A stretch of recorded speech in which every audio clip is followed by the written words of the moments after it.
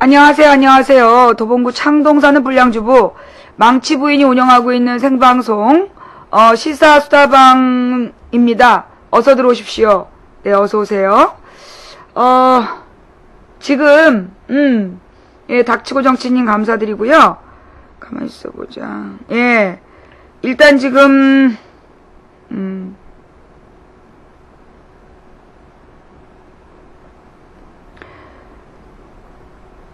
전국이 지금 굉장히 큰 충격에 휩싸였습니다.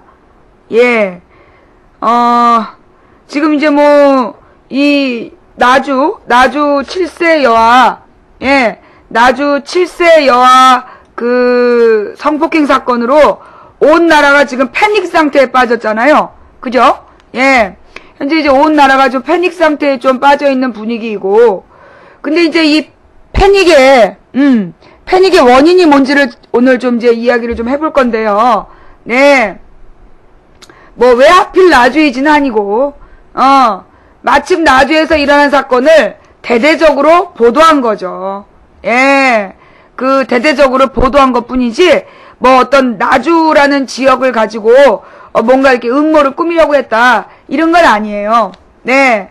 예. 뭔가 좀 비정상적 보도의 흐름은 있어. 하지만, 이거 좀 정리를 좀 잘 해보자고요. 예. 세박자 쿵짱님 감사합니다. 팬클럽 가입. 예. 일단은 이제 오늘 이게 아무래도 좀 메인 사건이고 이게 빨리 정리되지 않으면 우리 다른 이야기 진행이 안 될 것 같아서 네, 요거를 이제 먼저 이야기를 할게요. 일단은 이제 지금 벌어진 사건을 제가 뉴스를 들은 바에 의하면 시장 골목에 이렇게 여다지문으로 가게에서 여다지문을 열고 들어가면 거실이 있는, 그래서 이제 살림집으로 연결되는 형태의 집에 살고 있던 한 가족이 있었고, 그 중에 그 부인은 PC방에서 일을 하는 사람이었다는 거죠. 예. 그래서 밤 11시부터 2시 반까지 PC방에 가서 일을 보고 돌아와서 아이가 자고 있는 걸 봤고, 그리고 이제 잠이 들었는데, 그 PC방에서 이 아이 엄마랑, 서로 알고 지내던 한 이웃집 24살짜리 남자애가 들어와가지고, 새벽 3시경 아이를 이불에 싸가지고 납치를 해서, 주변 강가에 가서 성폭행을 하고 아이를 버렸다. 이런 사건이잖아요. 맞습니까? 네. 근데 게임을 했다는 얘기는 뉴스에서 못 봤는데요. 게임했다는 얘기는 어디서 나왔어요? 제가 본 뉴스들은요, 게임을 했다는 얘기는 없어요. 예. 그러니까 엄마가 밤 11시부터 2시 반까지 게임방에 다녀왔다라는 이야기가 있었고요. 예. 그리고 게임을 했다는 얘기는 없는데, 그러니까 이제 정확하게 얘기하면 게임을 했다는 얘기가 없어요. 근데 게임했다고 얘기한 건 동아일보예요. 그렇구나. 내가 봤던 신문들에서는 게임을 했다는 얘기는 없었어요. 역시 조중동답죠? 예. 역시 조중동답게 게임을 했다라고 얘기를 하는데, 다른 신문에서는 PC방을 운영했다라고 얘기 나오지 않습니까? 그죠? 예. 다른 데서는 PC방 주인이라고 나와요. 그러니까 이제 네. 그러니까 지금 연합뉴스하고 조중동에서 이렇게 게임을 하러 갔었다. 그렇게 얘기하는 거잖아요. 예. 그러니까 이게 이제 진정들을 해봐야 돼. 우리들은 문제가 뭐냐면, 근데 이 사건이요. 사실 아주 오해를 불러일으키게 썼어요. 내가 어젯밤에 딱 처음 접한 뉴스에서는 게임이란 말이 없었거든요. 게임이란 말이 없었는데, 밤 11시에 게임방에 가서, PC방에 가서 2시 반에 돌아왔다라고만 되어 있어. 근데 그게 밤새 사람들 사이에서는 이 엄마가, 게임을 하러 새벽에 갔다 왔다. 그렇게 밤새 소문이 난 거야. 그래서 이제 밤새 카페들에서 난리가 나고, 이 엄마를 죽이려고 만들어 놓은 상태였는데, 오늘 아침에 난 보도해 보니까 게임방을 운영했다는 얘기가 있어요. 그러니까 PC방에 일을 하러 갔다는, 예, 얘기가 있어요. 그리고 이제 오늘 범인이 잡혔는데, 이 범인이 PC방에서 아이 엄마하고 서로 이제 게임도 하던 사이다. 얼굴을 알고 지내던 이웃사람이다. 그러니까 이게 만약에, 예, 이게 만약에 그 엄마가는 저는 그렇게 알고 있거든요, 지금. 제가 잘못 알고 있나요? 아이 엄마가 부업삼아 PC방을 운영을 했고, 밤에 11시부터 2시 반까지 PC방에 들러서 정리를 하고 들어와서, 들어올 때까지는 애가 있었고, 그리고 나서 아침에 확인을 했다는 거, 네. 그렇게 알고 있는데 제가 지금 잘못 알은 거예요? 네. 제가 지금 잘못 이해한 건가요? 그 다음에 이 사건 관련된 오보가 또 하나 떴는데, 오늘 오전에 연합뉴스에서 한 중국인 용의자를 체포했다. 한 남자가 이제 도주를 하니까 경찰에서 잡아다 조사를 했더니 그 조사한 사람이 그냥 단순 불법 체류자였다. 그냥 불법 체류자였다라고 공식 발표가 났어요. 그걸 제가 공식 발표를 12시 아까 1시쯤에 공식 발표를 듣고 내가 씻으러 들어갔는데 그 사이에 그 이웃집 남자가 지금 붙잡혔고 자백을 했다라는 거잖아요. 24살짜리 남자가 자백을 했다. 여기까지 맞아요? 예. 옆집사는 그러니까 여러분 잘 들어요. 이번 사건은 중국인과 관계가 있다 없다. 정리. 이번 사건은 중국인과 관계가 있다 없다? 없다. 자, 정리. 지금 이번 사건은 중국인이 범인이다 아니다 아니다. 중국인과 관계가 있다 없다? 없다. 중국인 아니야. 중국인 아니야. 이거 이웃집 남자 다른 남자야.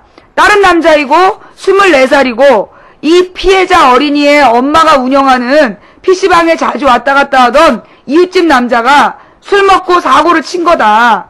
여기까지가 제가 파악한 그 객관적 사실이에요. 혹시 이 내용이 잘못됐으면, 예, 요 내용이 잘못되었으면, 저한테 이제 말씀을 해주세요. 네, 네, 다 없다 하는데 굉장히 무섭네. 아니, 중국인이 아니라서 없다라고 정리하는데 뭐가 무서워요. 피해의식을 버리세요. 예, 이거 지금 중국인과 관계가 없는 거 일단 정리한 거야. 왜냐하면 이게 중국인과 무관한데 마치 중국인이 범인인 것처럼 그렇게 아침에 또 몰아가는 사람들이 있었단 말이야. 아니라고 정리하는 거니까 여기에 대해서 또 이상하게 생각하지 마세요. 아셨죠? 예. 무섭대. 얘네들이 지금 가만히 보니까 우리 이제 용역들이 표현하는 공산당 방송이냐 무섭다. 그 얘기를 또 통역을 해보면 이런 거야. 얘네들이 이제까지 주로 여론을 조작했던 방식이 뭐냐면 얘네들이 여러분 중계방이요. 두 번째 중계방이 생겼어요. 63호실. 망치부인을 검색해보세요. 방송 리스트에서 망치부인 검색하면 80호실이 있어. 80호실. 예. 80호실로 이동해주세요. 그러니까 이제, 자, 여러분, 본방 계시님들, 그 채팅을 자유롭게 하고 싶죠? 컴퓨터로 보시는 분들이 중계방 80호실로 이동을 해주시면 감사하겠습니다.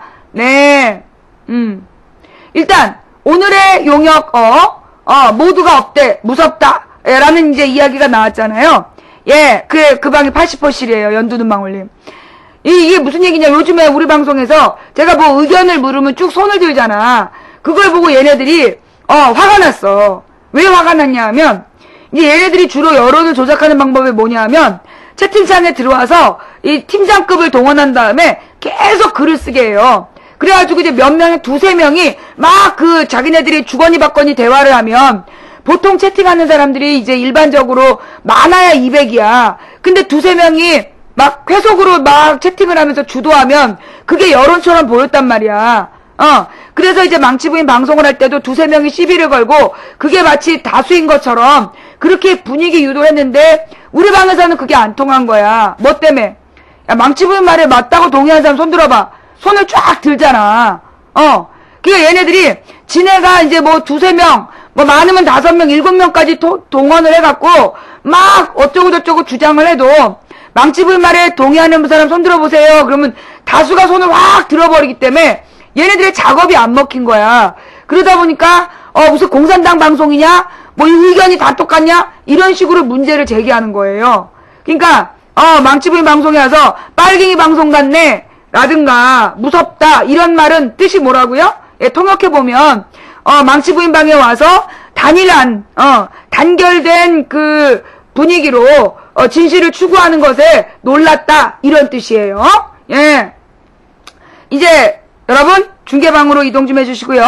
본방이 꽉 찼는데요. 본방이 이렇게 꽉 차 있으면 그 망치 부인 방송에 들어오고 싶어도 방송국에 와서 시청하기를 누르면요. 지금 이 시청자가 꽉 차서 못 들어온다고 나와요. 근데 이제 많은 분들이 방송국에 와서 시청하기를 누른단 말이에요. 그러니까 여러분은 방송 리스트를 알고 방송 리스트에 망치 부인을 쓸 줄 알고 뭐 알림 위에 망치 부인 등록돼 있어서 즐겨찾기로 들어오시는 분들은 아무 문제가 없어요. 근데 이제 포털 사이트에서 누가 망치 부인 그래서 검색을 했더니 망치 부인을 하도 사람들이 망치 부인 포털에 가서 망치 부인 검색해. 그럼 우리 방송국이 떠. 그래서 방송국 클릭하고 들어와서 아줌마가 막 떠들어. 그래서 시청하기를 딱 누르면 시청자가 꽉 차서 들어갈 수 없습니다. 이렇게 나와요. 예. 근데 여러분들이 본방에 계시는 분들이 중계방으로 컴퓨터로 시청하시는 분들이 자리를 빼주셔야 돼. 모바일은 상관이 없어요.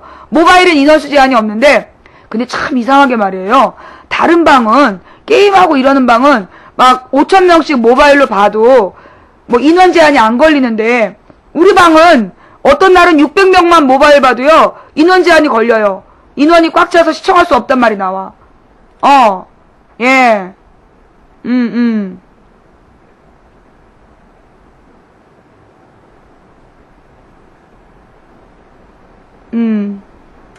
네. 예. 그러니까 이제 그게 좀 이상한데 하여튼 모바일은 그냥 계시고요. PC로 보는 분들이 중계방으로 이동을 좀 해주시면 되는데요. 어떻게 하면 되느냐 하면 여러분이 이제 그 방송 리스트에 이게 이제 방송 리스트예요. 예, 방송 리스트라고 보이시죠? 여기에 망치 부인 이렇게 써. 그리고 검색을 하는 거예요. 검색을 딱 누르세요. 그러면 방이 밑으로 이렇게 쭉 4개가 떠요. 그럼 582호실이 2개 뜨는데 이건 같은 방이에요.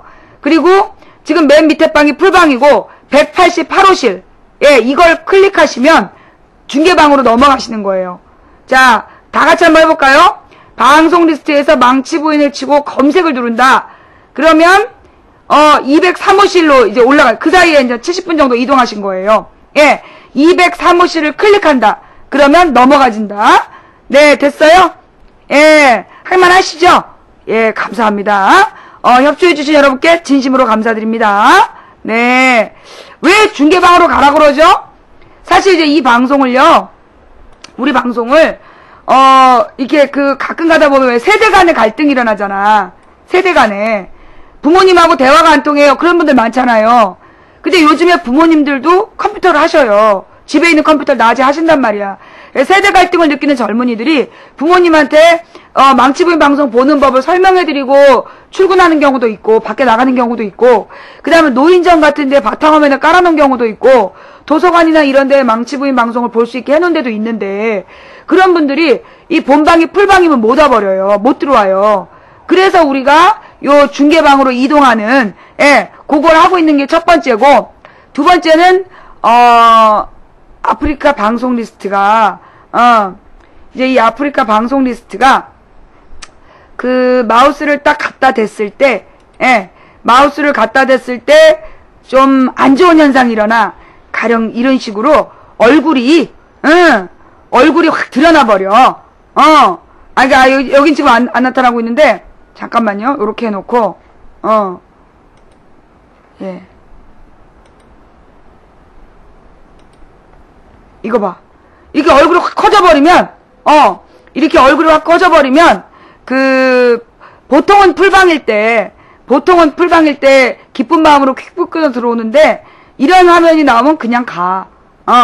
그것이 우리 방의 아픔이야. 그것이 우리 방의 아픔이기 때문에 협조 부탁드려요. 응? 예. 나주 사건으로 다시 갈게요. 오늘 아침 여러분 모두 놀라셨죠? 예. 예, 순심님, 감사합니다. 오늘 아침에 여러분 굉장히 놀라셨을 거예요. 근데 이제 제가 이걸 어젯밤에 처음 이 뉴스를 봤는데, 그때 이미 카페들에서, 특히 육아 카페라든가, 이런 데서 난리가 난 상태에서 나한테 얘기가 들어왔어. 그래갖고 이제 대부분은, 어저께 이 성폭행 사건이, 나주 7세 여아 성폭행 사건이 발생을 했는데, 가해자를 욕하는 사람이 아무도 없고, 어젯밤에 인터넷상에 나타난 현상은, 가해자를 욕한 사람은 아무도 없고, 절대 다수가 엄마를 욕하는 거야. 그지? 절대 다수가 그 엄마를 욕을 하는 거야. 예. 그 엄마가 11시부터 2시 반까지 PC방에 있다 왔다라는 딱 그 한 줄. 그게 첫 번째 뉴스였거든요? 그 뉴스에는 게임을 하고 왔다는 게 없어. 그 맨 첫 번째 뉴스에 게임방에 갔다는 얘기가 없어. 그러니까 게임을 하러 갔다는 얘기가 없어요. 근데 그 밑에 있는 댓글은, 예. 그 밑에 있는 댓글은 이 엄마가 밤에 11시부터 2시 반까지 게임을 하고 왔다. 그렇게 달린 거야. 이 미친 엄마가 어떻게 밤새 게임을 하느냐. 그 시간에. 그러면서 막 그 엄마를 밤새 욕을 한 거야. 오늘 아침에 나온 신문에는 그 엄마가 PC방에서 일을 했다는 거야. 예. 엄마가 그 PC방을 운영하고, 보통 PC방 주인들이 밤에 가갖고 수금을 해갖고 오잖아요. 하루 종일 번 돈을 아르바이트 학생들이 관리해 놓으면 그 돈을 수금을 해갖고 온단 말이야. 예. 그러니까 그게 첫 번째는 PC방에 게임을 하러 갔다는 얘기가 기사에 없어요.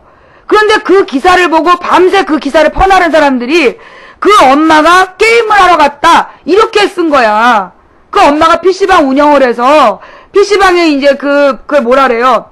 PC방에, 수금을 하러 간 모양이야. PC방이 자기가 운영하는 데라서 일하러 갔던 거야. 그렇다가 이제 2시 반에 돌아왔는데, 몰랐지? 내가 잘못하는 거예요? 내가 오늘 아침 신문에는 PC방을 운영했다고 들었는데, 아니에요? 예. 저는 지금 PC방 운영자로 알아요. 예. 근데 지금, 예. 그리고 아빠는 일찍부터, 그 새벽부터 일 나가는 사람이라, 일찍부터 자고 있었다. 그리고 보통 아빠가 일찍 자고, 자녀들을 데리고 어머니가 마루에서 잠을 잔 거야. 근데 이제 보통 시골 마을이니까 문단속 같은 걸 허술하게 하고, 엄마가 자고 있는데 설마 그런 일이 있을까 싶었던 거지. 예.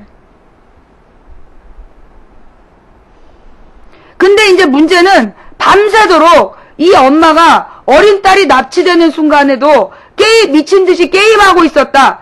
그렇게 오해를 한 거예요. 여러분 봐봐요. 그 엄마가 뭐라 그랬어. 밤 11시부터 첫 번째 뉴스에, 맨 처음에 뜬 뉴스가, 어젯밤에 나온 뉴스가, 밤에 11시부터 2시 반까지 PC방에 있다 돌아왔다. 라고 되어 있잖아요. 그죠? 그 다음에 조금 전에 나온 뉴스에 뭐라고 되어 있냐면, 노컷 뉴스에 뭐라고 되어 있냐면, 그 범인이 PC방에 2시 반까지 그 애기 엄마랑 같이 있었다. 그리고 나서, 3시에 아이를 납치해 갔다. 그렇게 나오잖아. 내가 지금 잘못한 거야? 그럼 문제는 뭐냐면요. 우리 이게 네티즌들이 지난밤에 첫 번째 뉴스에 엄마가 게임하러 갔단 말이 없는데, 게임을 하러 갔다. 그리고 그 사이에 아이가 납치됐다. 그렇게 사건을 인식해버렸어. 근데 그 기사 자체가요. 누구라도 기사를 읽으면, 나도 맨 처음에 딱 기사 읽었을 때, 엄마가 게임방에 PC방에 게임하러 간 줄 알았다니까. 나도 기사를 읽으면서, 이런 미친년을 봤나? 그 생각이 퍼뜩 들더라니까. 애 엄마가 어떻게 밤에 11시 반부터 2시 반까지 게임을 쳐하고 자빠지고, 그 사이에 애기가 납치가 돼. 그런 생각이 딱 들었던 거야. 근데 다시 기사를 읽어보니까, PC방에 게임하러 갔단 말이 없어. 그런데 자료를 찾아보니까 전부 다 게임했다고 써있는 거야. 난 다른 뉴스가 있는 줄 알았어. 근데 오늘 아침에는 그 엄마가 PC방을 운영한다고 나오더라고. 그러면 이거 어떻게 된 거야? 게임하러 간 게 아니란 얘기야. 근데 대부분의 사람들은 어젯밤 뉴스를 듣고 PC방에 게임하러 갔다라고 얘기를 한 거고, 사건 발생 시간도 아이를 납치한 시간이 3시야. 새벽 3시. 그렇게 지금 뉴스가 나왔어요. 그죠? 지금 찾아봐. 그지? 그죠? 그런데 우리가 여기서 특이한 사건은 뭐냐면, 이 네티즌들이 이번 사건을 그 엄마가 게임에 미쳐서 아이를 방치한 것처럼 쓰고, 예. 그 다음에 그렇게 막 만들어서 실제로 가해자가 아닌 누구를, 가해자 엄마를 죽인 거야. 그죠? 예. 말 돌리지 마, 김우주. 김우주 지금 말 돌리지 마. 애 상태는 내가 나중에 다시 얘기할 테니까 지금 일단 우리는 이 사건 하나하나 짚어야 돼. 이게 어젯밤에 말이야. 이 사건 딱 터지자마자 요게 조직적 배포단이 있어. 그거 알죠? 어떤 사건, 그러니까 이게 나영이 사건 배포했던 그 단이 움직였어요. 이번 일은. 자, 여러분 지금도 우리 이 채팅창에 와갖고 쓰는 애들 잘 분석해봐. 내용을 자꾸만 지금 내가 하고 있는 얘기를 안 듣고 아이가 어떤 상태다 이걸 쓰고 있잖아요. 요게 어때랑 언제랑 똑같냐면 2009년 나영이 사건이랑 똑같아요. 예. 2009년 나영이 사건이랑 똑같은데 그때도 이런 식이었어. 그 사건을 퍼뜨리는 수준이 굉장히 조직적이고. 그러니까 오늘 아침에 우리 방에 누가 그런 거, 이 시간에 왜 원어민들이 하나도 없지? 애들이 모두 동원된 거야. 모든 일베 사람들이 동원이 돼갖고 각 카페 이런 데 가서 조직적으로 글을 쓴 거야. 어머머머. 지금 방폭된 거예요? 지금 방폭됐어? 내가 튕겨나왔어 지금 중계방에서. 중계방에서 내가 튕겨나갔어. 뭐 이런 일이 다 있지? 자, 여러분, 네네, 지금 첫 번째 중계방에 계신 님들 죄송하지만 망치부인을 검색하시고요. 340호실로 이동 좀 해주세요. 예, 내가 그 방 채팅을 볼 수가 없네? 왜 그래? 내가 지네들의 움직임을 파악했더니, 자기네 채팅을 지금 못 보게 막아버렸어. 이렇게 나와요. 이거 뭐야? 이런 현상은 뭐야? 지금 중계방에 화면은 돌아가고 있는데, 중계방에 화면은 돌아가고 있어. 근데, 이런 식으로 지금, 오류가 떴어. 뭐야? 난 이해가 안 돼, 지금. 내가 뭘 어쨌다고. 예. 정말 어이없죠? 그리고 내가 갈라 그랬더니 현재 시청 중인 방송이라면서 못 들어가게. 뭐니? 예. 참, 정말 이상한 사람들이야. 예. 자, 봐요. 지금 중계방에서 지속적으로 그 성폭행 사건, 그러니까 성폭행을 어떻게 했다, 이거에 집중적으로 쓰는 애들 명단을 작성해봐. 조용히 살펴. 걔네들을 이제 아무 말하지 말고 걔네들의 움직임을 보는 거야. 평상시에 채팅할 때 못 봤던 애들이 들어와서 그 아이가 당한 그 내용을 막 쓰고 있어. 그죠? 그때가 언제야? 나영이 때랑 똑같아. 나영이 때도 그런 식으로, 예. 나영이 때도 그런 식으로 듣보잡 애들이 나타나가지고, 듣보잡 그 닉네임들이 나타나가지고, 나영이가 어떤 일을 당했는지 너무 자세히 쓰는 거야. 그때랑 패턴이 똑같아. 이거는, 그 사건을 조직적으로 퍼뜨린 애들이 있는데, 뉴스 퍼뜨린 애들이 동원이 됐어요. 지난밤에 그 뉴스가 쫙 퍼지고, 얘네들이 댓글을 달면서, 얘네들이 댓글을 달면서 상황을 유도했어. 뭐라고 유도했냐면, 그 엄마가 그 밤에 게임을 하고 왔다. 그러면서 이 게임한 그 엄마를 막 욕을 하는 분위기로 유도를 한 거야. 봐봐요. 가서 그 카페에 어젯밤에 나온 그 기사들을 가서 그 기사들의 맨 처음에 댓글 단 애들 봐봐. 기사를 딱 옮겨오면서 대부분 욕으로 시작해. 엄마가 미친년이다. 그런 식으로. 그죠? 그 보신 분. 지난밤에 카페나 이런 데에서 이 사건을 제일 먼저 갖고 왔는데 오자마자 밑에 달린 욕글이 엄마에 대한 욕설로 도배되는 거 보신 분. 봤죠? 봤지? 예. 그냥 어젯밤에 우리 방에도 지금 하나 발견이 됐어. 37살 먹고 애 딸린 아줌마가 새벽에 문도 안 잠그고 PC방에 게임하러 가는 게 말이 되냐.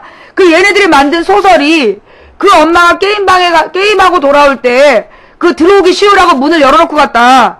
그런 식으로 썼어. 사실은 그게 아니라 그게 일종의 가게로 연결돼. 왜 있잖아. 가게 전방. 전방이 생활하는 공간이랑 연결된 데라 여닫이 문이 있는 데야. 온 가족이 같이 자는 집이고. 그런데 그걸 이렇게 막 왜곡을 해서 댓글을 막 다룬 거야. 어? 그러면서 이 사건은 아주 충격적인 사건으로 막 퍼뜨린 사건이에요. 물론 사건은 충격적이야. 그건 내가 나중에 분석을 해주는데, 일단 지금 이 사건이 전파되는 과정이 매우 수상한 방법으로 전파됐다. 민들레꽃님, 쿨스위치님, 개운한 모닝똥님, 감사합니다. 그치, 지금 이거 봐. 왜 이러는 거야? 지금 내 방송이요? 이거 봐봐. 내 지금 이거, 내 작업관리자 켰어. 뭔가 수상해서. 얘네들이 또 화가 났나봐. 자기네들이 작업했는데, 자기네들이 작업해놨는데 내가 요거를 딱 발견하니까 버퍼가 너무 심하죠. 화면 막 깨지고. 미안해. 예, 미안해. 예. 지금 버퍼 있어요. 버퍼가 심해. 아니, 그니까, 이쪽 중계방, 그니까 두 번째 칸은 괜찮은데요. 첫 번째 중계방에서 내 말이 막 끊기는 거야, 지금. 지금은 괜찮아, 지금은. 다시 한번 얘기해 볼게요. 우리가 이 사건을 보기 위해서는 2009년 나영이 사건을 다시 한번 검토해 봐야 돼요. 예. 2009년에 여러분 그 조두순 사건이라는 나영이 사건 기억나죠? 예. 그 나영이 사건이 어떤 식으로 벌어졌냐 하면, 그게 2009년 9월 어느 날이야. 2009년 9월 어느 날 아침, 난리가 났어, 온 나라가. 왜? 그 전날 밤에, 쌈이라는 KBS 보도 프로그램에서, 나영이라는 한 여자아이가 얼마나 극심한 성폭행을 당했는지, 내가 제일 놀란 건 체위 얘기까지 나왔다는 거야. 아이를 어떻게 붙들고 했고, 다시 뒤집어서 어떻게 하고, 그 얘기를 너무나 자세히 애들이 쓰는 거야. 채팅창에. 근데 기가 막혀갖고, 너네 그런 거 어디서 알았니? 그래서 막 욕을 했어. 왜냐하면, 내가 옛날에 또 기자를 하고 싶어가지고, 이명박은 자기가 해본 게 많지만 나는 하고 싶었던 게 많았어. 방송국 PD도 하고 싶었고, 변호사도 하고 싶었고, 기자도 하고 싶었는데, 내가 이제 기자가 되고 싶어서 기자에 대해서 이제 연구를 한 적이 있단 말이야. 근데 우리나라 기자들한테는 일종의 전해 내려오는 엠바고가 있어. 뭐냐 하면, 성폭행 범죄 방식에 대해서는 절대 기사화하지 않는다. 왜냐하면, 성폭행의 방식을 자세히 서술해주면, 그걸 보고 모방 범죄가 나올까봐, 절대 성폭행의 방식에 대해서는 그대로 쓰지 않는다라는 전통적인 엠바고가 있었던 거예요. 보도하지 않는 거. 그런데 나영이 사건 때는 너무나 잔인할 정도로 자세한 성폭행 과정이 설명이 됐어. 그 다음에 그리고 나서 더 충격적인 건 어떤 나라에서도 소위 OECD 국가에서는 절대 안 나오는 일. 아이의 얼굴을 뺀 알몸이 방송에 나왔다며. 난 사진만 봤어. 방송을 안 봤기 때문에. 어린 여자아이의 알몸, 이 상체를 다 보여준 거야. 대장 수술해서 이렇게 바깥으로 대변 주머니를 달고 산다는 걸 보여주려고 어린 여자아이의 알몸을 보여준 거야. 그런 보도 자체가 우리나라에 없었다는 거예요. 그런데 그 보도를 했다는 거야. 일단 그 사건 자체가 수상하잖아. 그지? 근데 이 사건을요, 퍼뜨리는 애들이 누구냐? 평상시에 나한테 와서 계속 시비 걸었던 애들이 퍼뜨리고 있는 거야. 평상시에 망치부인한테 와서 빨갱이라고 막 욕했던 애들이 너무 열심히 나영이 사건을 퍼뜨리고 있는 거야. 카페에 가면 글 목록 중에 지워질만 하면, 그러니까 보통 글 목록에 두세 개가 나영이 사건이야. 두세 개가. 처음에 10개 뜨고 5개 뜨고 그래서 그 일을 3일 동안 얘네들이 우리 방에 오지도 않고 계속 그걸 쓴 거야. 그래서 이거 3일 동안에 나영희 사건의 범인을 사형시키라는 서명운동에 30만 명이 서명을 해요. 다음 포털에 서명운동이 시작이 돼갖고 중형을 내리라는 얘기가 30만 명이 서명을 한 거야. 그런데 이 보도에서 나오지 않은 두 가지 진실. 첫 번째, 이 사건은 그게 2009년 9월에 보도가 나왔는데 2008년 12월에 발생한 사건이라는 게 쌈프로에 안 나와. 마치 엊그제 사건인 것처럼 이게 바로 얼마 전 사건인 것처럼 보도했어요. 첫 번째가. 그 다음에 두 번째, 범인이 12년형을 선고받고 항소했다라고만 나와. 그 상급법원에다가 항소했다라고 나와. 그 뭐냐면요. 그걸 보면 사람들은 1심 판결에서 12년형을 받고 지금 2심 판결이 진행 중인가 보다 라고 오해를 한 거야. 그래서 사람들이 모두 그 30만 명이 써서 2심 판결 나기 전에 사형시켜야 된다라고 한 거야. 그런데 있잖아요. 쌈 보도가 나온 날이 언제냐? 대법원 판결 나기, 그러니까 3심 판결 나기 3일 전이야. 그러면 대법원 그러니까 3심 판결 나기 보통 보름 전에서, 보통 보름 전이나 20일 전에는요, 3심 판결이 있다는 걸 공지를 하게 돼 있어요. 그니까, 쌈이라는 보도가 나온 날 이미 제작진은 알았어. 3일 뒤가 그 3심 판결이란 거 알고 있었어. 그런데 그 말을 싹 빼. 그래서 국민들을 막 나영희 사건으로 몰아간 거야. 왜 그랬을까? 왜? 쌈이라는 게 보도된 날 아침에 국민 65%가 정운찬이라는 총리 후보, 이명박이 정운찬을 임명하겠다, 총리로 만들겠다, 그리고 제안을 했는데 국민들이 청문회 과정에서 너무 분노해갖고 정운찬 구속시키라 그러면서 막 총리 임명 반대 여론이 65%가 나온 거야. 그런데 그날 밤 쌈이 터지고 그리고 나서 3일 동안 완전히 나영희 사건으로 완전히 온 국토가 초토화가 돼.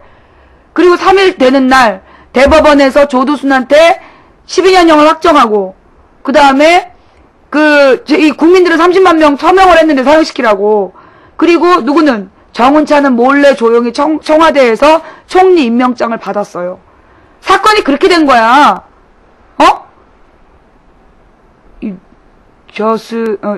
주수정님? 감사합니다. 예. 기가 막히죠? 자, 그러면, 근데 이번 사건이 뭔가 비슷한 흐름으로 움직였어. 처음 딱 사건이 이 사건 자체가 굉장히 충격이에요. 이 사건에 진짜로 우리가 다뤄야 될 몇 가지 점이 있어. 근데 그게 아니라, 이 사건을 가지고 얘네들은 어디나 똑같이 두 가지 흐름이 나타나는데, 하나는 엄마 욕하는 거. 그 다음에 두 번째는 화학적 거세. 모든 언론은 화학적 거세의 정당성, 명분을 얻었다라고 얘기했고, 네티즌은 엄마를 욕했어. 두 가지 흐름이야. 이명박과 친한 친이명박 언론은, 지금 친박이죠. 친박 언론은 다 같이 그 화학적 거세를 해야 된다라는 이야기를 했고, 네티즌은 하나같이 엄마 욕을 한 거야. 어떻게 그럴 수 있냐고. 어떻게. 그러면 이 사건은 뭐가 심각한 문제냐? 엄마의 PC방은 엄마가 일하러 갔다는데 그게 왜 문제가 되겠어? 문을 안 잠궜다? 그 시골집에서 문 안 잠그고 이제까지 살아온 거야. 그럼 문을 안 잠근 것도 문제가 아니고 그 다음에 엄마가 PC방에서 일을 한 것도 문제가 될 수 없어. 그러나 이번 사건은 어디서 벌어진? 집에서 벌어진. 그게 문제인 거야. 집에서 아이가 납치당했다라는 사건이 굉장히 충격적인 사건인 거예요. 그 다음에 7살 어린아이를 태풍 속에서 그런 일을 저지르고 버리고 갔다라는 거. 이거는 집에서 납치당한 거고 온 가족이 있는 상황에서 납치당한 일이고 태풍 속에서 태풍을 뚫고 미친놈이 그런 짓을 했다라는 거. 그게 기가 막힌 일인 거야. 그러면 왜 이런 일이 벌어지는가에 대한 사회 구조적 연구를 들어가야 돼요. 여러분 외국에서는요. 이런 사건이 딱 터지면 뭐부터 하는지 알아요? 범인의 컴퓨터 같은 걸 뒤져. 범인의 컴퓨터 같은 걸 뒤져서 소아 포르노, 아동 대상 포르노 같은 게 있는지 그런 것부터 뒤져요. 그래서 이 범인에게 아동 포르노를 판 놈을 잡아서 족쳐. 외국은 그렇게 해. 유럽이나 미국은 아동 성범죄가 발생하면 이 남자가 소장하고 있는 아동 포르노 같은 걸 뒤져가지고 그걸 가지고 누가 얘한테 그런 걸 줬냐. 그래서 아동 포르노 유포시키는 놈들을 때려잡는 거야. 그런 식으로 가요. 그리고 범인에 대해서는 최소 25년 이상. 이런 경우에는 아이가 장기적인 손상을 입었기 때문에 다 건건이 따로야. 성폭행 25년. 그 다음에 장기 손상에 대해서 10년. 그 다음에 아이를 얼굴을 때렸다라는 폭행죄, 납치죄. 따로 해서 이런 경우엔 이런 놈이 120 몇 년 정도의 형을 살게 되는 거야. 근데 우리나라는 조두순이 몇 년 받았는지 알아요? 법정 최고형이 12년형이었어. 어린아이를 성폭행을 했는데 조두순이 받은 최고형이 12년형이었다고. 왠지 알아요? 술김에 했다고. 우리나라 법이 술 먹고 제정신이 아닌 상태에서 저지른 성범죄이기 때문에 형을 12년형 이상 줄 수 없게 되어 있었던 거야. 기가 막히죠? 이 사건은 이런 사건이 발생하면 우리는 어느 쪽으로 얘기를 몰아가야 되냐 하면 첫 번째는 아이들을 보호하는 부모들이 얼마나 긴장해야 되는가 그 부분을 일단 국민적으로 가르쳐야 되고 그 다음에 두 번째로는 아동 성범죄자에 대한 형량을 높여야 된다는 얘기를 해야 되는 거야. 세 번째로는 지금 우리나라에요. 아동 포르노가 굉장히 급속도로 퍼지고 있대요. 아동 대상으로 한 포르노가 급속도로 퍼지고 있는 거야. 그런 문제에 대해서 지적을 해야 되고, 그래서 이걸 불법화. 그래서 외국은요, 아동 포르노를 소유하고만 있는 걸로도 몇 년형을 살아요. 5년형인가? 컴퓨터에 아동 포르노를 가지고 있는 거, 포르노를 갖고 있다는 이유만으로 형을 살아. 근데 우리나라는 지금 그런 형벌이 없어요. 아동 포르노를 봐도, 보거나 소장을 해도 처벌할 수 있는 법이 없어. 그걸 바꿔야 되는 거예요. 그런 법을 만들어야 되는 거야. 응? 그러면서 국민들이 그 새끼 잡아 죽여라! 라고 운동할 게 아니라 우리 주변에 잘못된 포르노 영상 유포 금지 운동을 해야 되는 거야. 우리들 컴퓨터에, 여러분들 컴퓨터에, 나는 이제까지 한 번도 컴퓨터에다가 무슨 포르노 같은 거를 다운받아 본 적이 없어. 물론 다른 영화도 다운받은 적이 없어. 받을 줄을 몰라서. 우린 이런 문제가 발생했을 때 그놈 하나를 죽이면 되는 것처럼 막 떠올라서 금방 가라앉는데 그럴 것이 아니라 그 아이가 내 집 아이라면 우리는 어떤 장기적 대책을 세울 것이냐. 우리 주변에 포르노 퇴치, 우리 주변에 아동 포르노를 소유한 사람을 처벌하는 법 규정 만들기, 그 다음에 아동 대상 성범죄자에 대해서는 종신형을 법제화하기, 이런 걸 만들어야 돼. 그죠? 이런 게 먼저 얘기가 돼야 되는 거야. 그러면서 우리가 맨 마지막으로 지적해야 되는 건 도대체 이명박 시대에 이게 몇 번째냐. 온 나라를 뒤집어 놓은 흉악범죄가 이게 몇 번째야. 내가 이제까지 대통령 7번째를 살아왔는데 한 대통령 임기 중에 이렇게 흉악범죄가 연발된 적이 없었어. 생각해봐요. 강호순 기억나지? 10몇 명의 여성을 납치, 성폭행, 그 다음에 죽여서 암매장한 사건, 강호순. 그 다음에 나영희 사건, 조두순. 그 다음에 김길태. 그 다음에 누구예요? 얼마 전에 누구지? 중국인 노동자 사건. 중국인 노동자가 왜 한국 여자를 성폭행을 하려다가 반항하니까 오원춘 사건이지. 오원춘 사건. 그 다음에 불과 며칠 전에 전자발찌를 찬 놈이 주부를 성폭행하려다가 살해한 사건. 그지? 여의도 묻지마 사건에 묻지마 폭행 사건이 너무 많았잖아. 이명박 정권 들어서서요. 예. 이명박 정권 들어서서 국민을 기절시킨 흉악범죄가 너무 늘어나. 왜 그럴까요? 왜? 그러면 이와 같은 상황에 경찰 관련 사건을 한번, 그럼 도대체 경찰 뭐 하고 있었을까요? 가만 보면 오원춘 사건의 핵심은 뭐였어? 여자애가 납치가 당해서 경찰에 신고를 했잖아.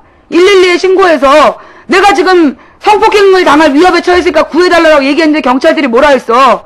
장난하지 말라면서 구경했잖아. 그거 문제였죠? 그죠? 그 다음에 그 밖에 다른 경찰 관련, 지난 봄에 안철수 사찰하러 갔는데 룸사롱 다니나 안 다니나 사찰해봤는데 별 문제 아니었다. 이게 경찰에 관한 얘기잖아. 아니면 경찰청장인 걔 누가 조현호, 권양숙 여사한테 무슨 불법 차명계좌가 있다 강연하러 다녔잖아. 무슨 얘기냐면요, 이명박 정부 들어서서 경찰이 경찰청장부터 시작해서 이 전부 다 잘못된 인사가 경찰의 기강을 무너뜨린 거야. 경찰 기강을 무너뜨리고 경찰의 대국민 서비스 자세를 완전히 무너뜨렸어요. 내가요, 경찰들한테, 내가 김대중 정부 노무현 정부 때 나는 늘 신고해 생활하잖아. 근데 김대중 노무현 정부 때 경찰한테 신고하면요 정말 친절했어요. 경찰들이 신속하게 조치하겠다, 그런 분위기가 있었어. 지금은 112에 전화하면요, 네 알았습니다. 김대중 노무현 때 신고하고 지금하고 경찰에 신고받는 자세가 틀려. 그러면 일선 경찰들의 문제일까요? 아니에요. 이거는 경찰청 지휘자의 문제야. 조현호 같은 거짓말 가능하고 다니는 새끼를 경찰 우두머리를 앉혀놨는데 경찰 밑에 있는데 기강이 바로 쓰겠냐고. 조현호 그렇게 거짓말했는데 처벌 받았어 안 받았어? 여러분은 모르죠? 이거 봐. 내가 옛날에 그때가 언제였지? 언제였더라? 그 노무현 대통령 말기인가 그랬어요. 우리 딸을 납치해놨으니까 돈을 보내라. 아니다. 이명박 정부 초기였다. 이명박 정부 아주 초기에는 우리 딸을 납치하겠다라는 전화가 와서 경찰한테 내가 신고를 했어요. 그러자 우리 관할 구역을 물어봐가지고요, 경찰이 우리 집에 2명이 찾아왔어요. 우리 딸을 납치한다라는 내가 전화를 받았다. 그랬더니 이게 2008년 봄이야. 2008년 3월인가 그래. 그때는 경찰이 2사람이 우리 집에 와가지고 경찰 2사람이 우리 집에 와가지고 막 다 조사를 해갔어. 근데 그게 처음이 아니야. 우리 딸이 옛날에 우리 딸에 대해서 공격이 많이 들어왔다 그랬잖아요. 3살 때도 뭐 가만두지 않겠다라고 협박이 들어오고, 그래서 우리 그럴 때마다 경찰에 신고를 많이 해봤어. 그때는요, 경찰들이 뻑하면 출동했어요. 뻑하면 출동해서 사건을 조사, 관심 갖고 그랬어. 이명박 정부 들어서 신고하면 뭐라는 줄 알아요? 사건 상황을 정리해가지고요, 경찰서 민원실에 신고하세요, 그래. 지금 이런 일이 벌어지고 있다고 전화하면, 그거 내일 경찰서 민원실에 신고하세요, 그러고 끊어. 그게 2008년 3월까지만 해도 안 그랬어. 그런데 점점 경찰이, 이명박이 여름에 경찰청장을 바꾸잖아요. 촛불을 때려잡겠다고. 그리고 난 다음부터 경찰이 이렇게 엉망이 된 거야. 여러분은 신고 안 해봐서 몰라. 내가 옛날에 만두집 사건 얘기했잖아. 창동역 만두 사건. 그때 경찰이 3분 만에 안 왔다고 내가 막 뭐라 그랬다 했잖아. 그때는요, 경찰이 3분 안에 출동하는 걸 정말 생명으로 여겼어요. 근데 이게 이명박 정부 들어선 다음에 경찰청장을 시위대 때려잡는 용어로 앉힌 다음부터 국내 치안이 이 지경이 난 거야. 도대체 지금 이명박 정부 들어서 경찰이 잘하는 게 뭐냐면, 노동자 때려잡기, 용산에 세입자 때려잡기, 시위대 때려잡기는 어느 나라보다 잘해. 막 특공대를 투입해서. 그런데 국내 치안 문제에 대해서는 이명박 정부가 그지같이 운영하고 있는 거야. 그런데 오늘 이명박이 뭐라는 줄 알아요? 정부를 대신해서 사과한대. 라디오에. 여러분, 이거는요, 이명박이 이게 지금 처음 사과한 줄 알아요? 지난번은 나영이 때도 심심한 분노를 느끼면서 그때도 치안 유지에 최선을 다하겠다. 김길태 때도 그랬어. 이명박이 지금 치안 사건 가지고요, 경찰서를 직접 방문해가지고 잔소리한 게 처음인 줄 알아요? 껌껌이 다 그랬어. 이 정도 되면요. 근데 난 더 웃기는 게 언론의 보도 태도야. 마치 대통령은 책임이 없는데 자해와 같은 어버이 이명박 각하께서 갈 필요 없는 경찰청을 방문하신 것처럼 그렇게 보도해. 야, 다른 나라에서 이 정도면 이건 문 닫고 나가야 돼. 얘는 지금 탄핵 받아야 될 상황이라고. 한두 건이야 말을 하지. 내 말이 맞아 틀려? 아니, 이명박이 정부를 대신해서 사과한대. 야! 그게 왜 대신이야! 여러분, 국가의 첫 번째 임무가 뭔지 아세요? 정부를 운영하는 첫 번째 임무가 뭔지 아세요? 치안 유지예요. 어느 나라의 정치 권력이 필요한 첫 번째 이유가 치안 유지야. 그거 몰랐지? 그치. 우리 박근혜 지지자들은 모를 수밖에 없어. 너희들한테는 너무나 어려운 얘기인데 이게 굉장히 중요한 얘기야. 왜 치안 유지가 정권의 문제냐? 이거는 여러 경찰 국가라는 얘기 들어봤어요? ARS 찬스님, 막강님, 아주바님, 엄마임님 감사합니다. 경찰 국가라는 말.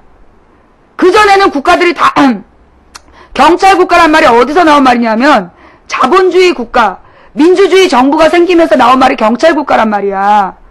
그전에는 다 정부가 왕정이었어.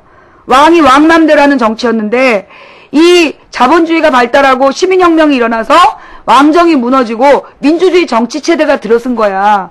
그래서 모든 국가의 첫 번째 임무는 치안 유지예요.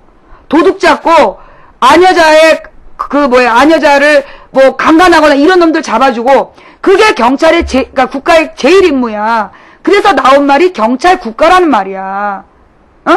모든 국가의 기본이 치안 유지예요. 근데 이명박이 난 오늘 보도를 들으면서 너무나 분노한 게, 치안 유지는 자기 일이 아닌데 그런 사고가 나서 자기가 대신 사과한대. 이 씨발 진짜. 대통령이 해야 될 가장 중요한 일이 치안 유지라고. 첫 번째가 치안 유지, 두 번째가 국토수호. 이명박이 두 번째로 국토수호 했습니까? 독도 뺏기게 생겼잖아 지금. 세 번째로 세금을 제대로 걷어서 운영하는 재정운영. 세금 걷어갖고 4대강에 전부 다 쏟아부어갖고 나라가 개판됐잖아. 이 이명박이가 OECD 다른 국가에서는 이명박이면 이미 얘는 탄핵당하고 감옥 들어가 있어.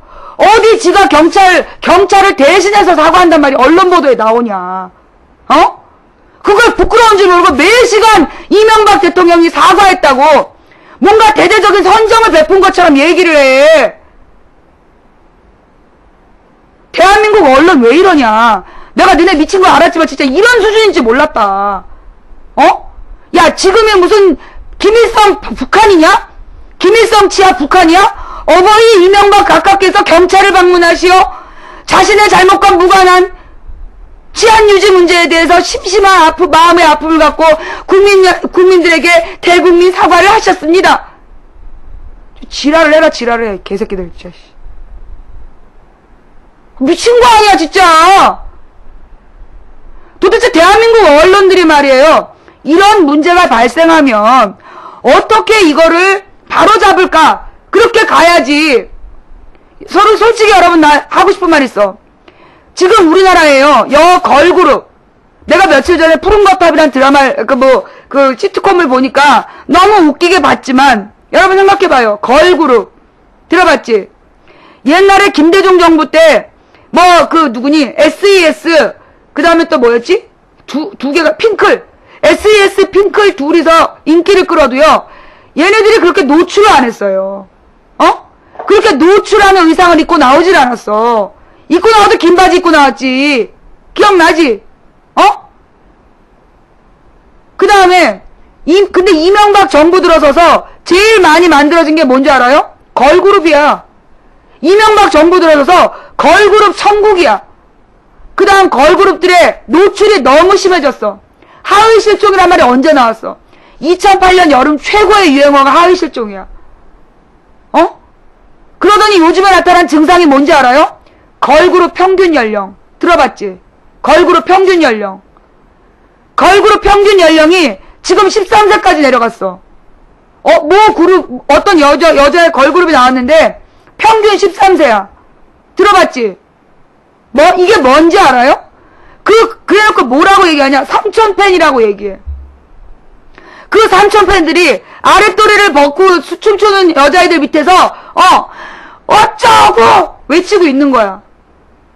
뭐 하자는 거냐고. 진정한 삼촌이면, 우리 걸그룹 옷 입혀라! 우리 걸그룹한테 밥 좀 줘라! 그렇게 얘기해야 삼촌팬 아니야? 어린 여자애들을 거의 반나체로 만들어갖고, 그렇게 춤추고 미친 짓을 시키는데, 나는요, 내가 며칠 전에, 우리 딸이 무슨 M이라고 쓰여있는 프로를 보는 거야. 며칠 전에 태풍 왔다고 논 날. 어떤 여자들이 나와가지고 누군진 내가 몰라. 세상에 속옷 있잖아. 그 우리 아줌마들이 보정 속옷 입는 거 있어. 그 브레이저부터 팬티까지 그 다음에 허리 사이 이렇게 누르려고 콜셋처럼 보정 속옷. 그거 알아? 이게 뭐 브레이저 그 다음에 이제 뭐 코르셋 그 다음에 이제 그 거들 이게 연결되어 있는 그런 속옷이 있는데 보정 속옷이라 그래. 우리가 이제 보통 살 빼려고 입는 건데 난 그걸 입으면 숨을 못 쉬어서 난 못 입는데 보정 속옷을 입고 올인원. 그렇지 그래 그거야 그거 올인원. 올인원. 아니 여자애들이 올인원을 입고 나와가지고 춤을 추고 있는 거야. 아무리 케이블이라도 19금 날지도 않고 이 걸그룹이 올인원을 입고 나와서 춤을 추고 있는 거야. 미치는 줄 알았다 이거 내가? 이런 미친년들을 만나. 이 19금이냐? 난 그래서 이게 무슨 여자 왜 그 있잖아 그 케이블에서 보면 그 저 속옷 팔아 속옷 홈쇼핑 속옷 파는 거 그건 줄 알았더니 가수야. 이 미친 새끼들이 하다 안 되니까 별지랄을 다 해요. 여러분 기억나죠? 휴지 두루마리 같은 거 감고 나온 옷 기억나지? 휴지 두루마리 확 풀고 싶다 그런 느낌 딱 주는 옷. 그 다음에 막 이렇게 배꼽하고 막 이렇게 애매한 위치에다 그 다음에 그 뭐예요? 브레이저하고 칩하고 연결되고 옆구리를 훤하게 뚫는 옷. 걸그룹이 나와서 그런 옷들 입고 돌아다니잖아. 근데 그 옷들이요 외국 포르노 보면 포르노 옷이야. 이게 미국 수사부 드라마 보잖아. 그러면 우리나라 걸그룹이 입고 있는 옷 그거 입고 가죽으로 막 채찍질하는 포르노 영상이 나와. 우리나라 걸그룹 애들이 입고 있는 옷을 외국 포르노 배우들이 그 똑같은 거 입고 막 채찍질하고 막 그 수갑 채우고 막 그런 짓거리 해. 그런 걸 입고 애들 밥 먹는 시간에 왔다 갔다 한다니까 지금 텔레비가. 이게 미친 거야 미친 거. 뭐냐면요 점점 성범죄 피해자들이 어려지는 거 이게 그런 문화에서 비롯된 거예요. 어린 여자 가수들을 반나체의 모습으로 막 팔아먹고 어린 남자애들을 우통 벗겨갖고 막 팔아먹고 그러니까는 그거 알잖아. 무슨 여자 교사가 어린 남자의 성범죄한 거 우리나라에서 학원 강사가 어린 남자애 뭐 중학교 3학년짜리 남자애를 집으로 끌어들여가지고 그 강간한 거 아니야. 그런데 그게 여러분 무엇보다 우리나라에 바꿔야 될 법이 뭔지 알아요? 성인 남자와 미성년 여자아이가 그러니까 성인과 미성년이 성관계를 했을 때 100% 처벌받을까요? 아닐까요? 100% 처벌 안 받아요. 우리나라 법이 성인하고 미성년자가 성관계를 맺었을 때 100% 처벌을 받는 게 아니야. 대부분이 98%가 처벌 안 받아. 왜 그런지 알아? 합의했다. 그럼 끝이야. 성인하고 미성년자가 성관계를 한 건 분명한데 가령 이 아이의 몸속에서 체액이 나오거나 몸에서 DNA가 나왔는데 합의한 거다 그래버리면 끝나는 거야. 우리나라에서는. 우리는 이런 문제가 생기면 파닥파닥 뛰고 그 엄마를 잡을 게 아니라 대한민국 어린이 성범죄에 대한 대책을 강화하고 성인과 미성년자의 성관계 이거 금지시키는 법을 만들고 그래야 되는 거야. 그런데 내가 웃기는 게 뭔지 알아요? 내가 매번 이런 사건 나오면 이 얘기를 한다? 그럼 다음 날쯤에 그 시청자 의견이나 방명록에 이런 글이 올라와. 자기는 22살이고 자기 여자친구가 17살인데 성관계를 한다. 자기도 처벌받아야 되나요? 망치 부인님 주장대로라면? 야, 이 씨발놈아 처벌받아야지! 이 개새끼들아!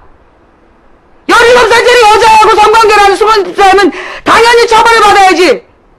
당당하게 그걸 써요! 이 쌍놈 새끼들이!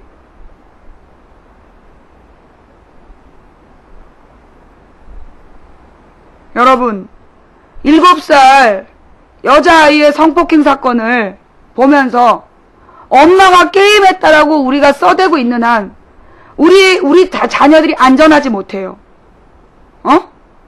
우리 자녀들이 안전하지 못해. 이거 봐. 수상해가 왜 처벌받아야 되냐. 저봐. 수상해가 왜 처벌받아야 되냐.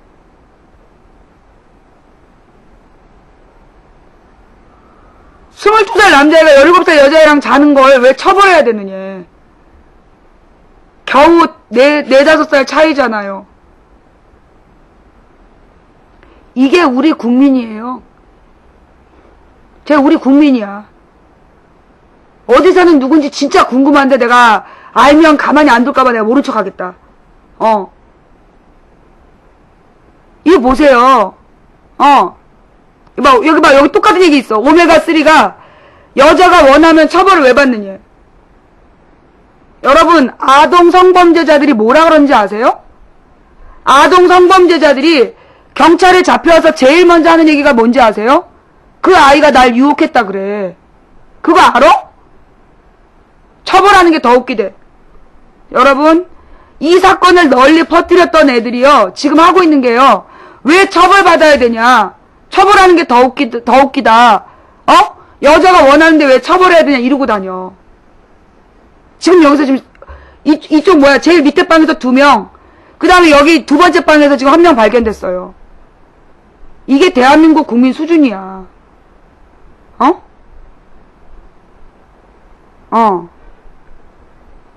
이런 새끼들은요, 어린 여자애들 꼬셔가지고 술 먹이고 성관계 한 다음에 뭐라 그러냐면 그 여자애가 원했다라고 얘기해요.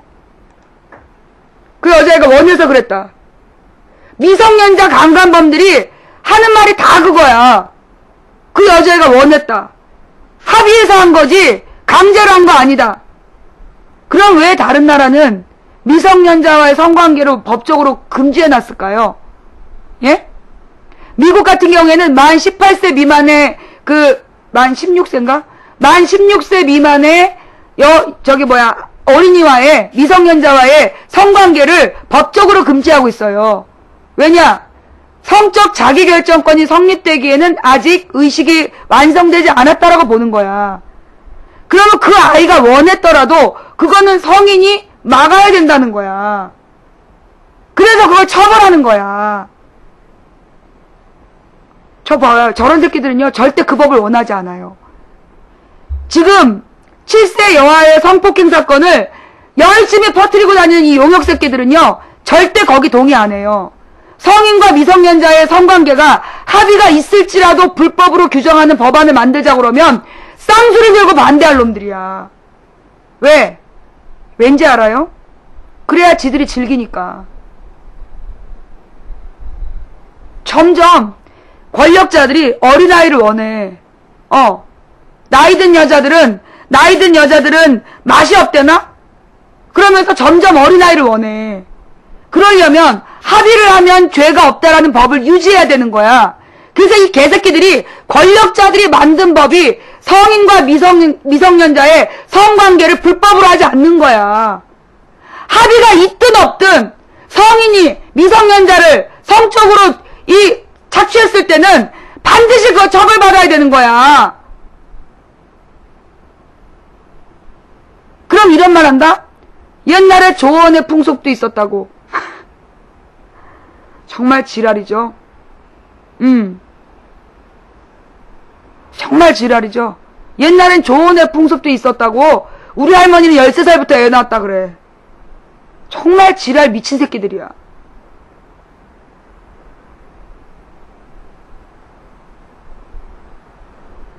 최소한 방송에서 그게 범죄라는 인식이라도 줘야 되는데, 요즘에 영화 나왔잖아. 어린 여고생하고 아버지와 아들이 같이 사랑하는.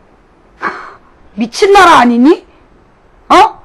어린 여고생을 아버지와 아들이 같이 사랑하는 영화 나왔잖아.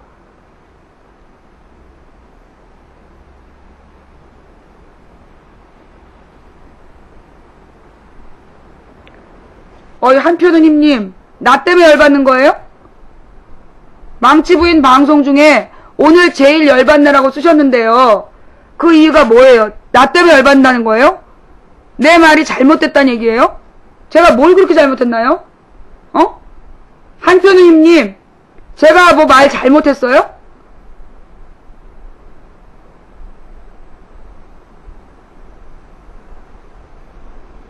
아, 댓글 보고, 자, 알았어요, 한표누님. 자, 이제 우리 미친놈들은, 예, 병원으로 보내줍시다. 네. 이제 미친놈들은 병원으로 보내주고, 자, 각방 정리 들어갑니다. 자, 이제 우리는 용역들의 실체를 봤고요. 그들이 만들어내는 여론을 봤어요. 각 방에서 정리 들어갑니다. 예. 왜 미성년자와 성인이 성관계하는 게 죄냐? 라고 얘기한 새끼들 전부 다 정리해주세요. 다 강퇴. 이 새끼들, 개새끼들. 그러면서 어린 여자아이 사건을 갖다가 그 민주당 경선 덮는 용, 국민들의 정치적 관심 덮는 용으로서 이 천벌을 받은 새끼들. 정말, 예, 알았어요. 내가, 잠깐만 기다려봐. 내가, 매니저님, 계십니까? 모두, 예, 처리해 주시고요. 튀었어요? 예, 다 튀었구만. 여러분 보세요. 왜 이명박 정부의 흉악범죄가 더 기승을 부리고 해결되지 않느냐? 이런 새끼들이 나라를 블랙 걸었어요. 예. 이런 새끼들이 나라를 운영하기 때문이에요. 여러분이 봐도 정상이 아니잖아. 그 사건이 밤새도록 모든 카페에 일시에 퍼지고 밤새도록 다시 업그레이드 돼서 올라오고 그 밑에 댓글을 한결같이 그 엄마를 욕했어. 이게 정상 같아? 이게 정상이야? 이 개새끼들이 이런 식으로 국민들의 눈을 딴 데로 돌리고 언제나 자기네들의 정치적 목적을 얻어왔던 거예요.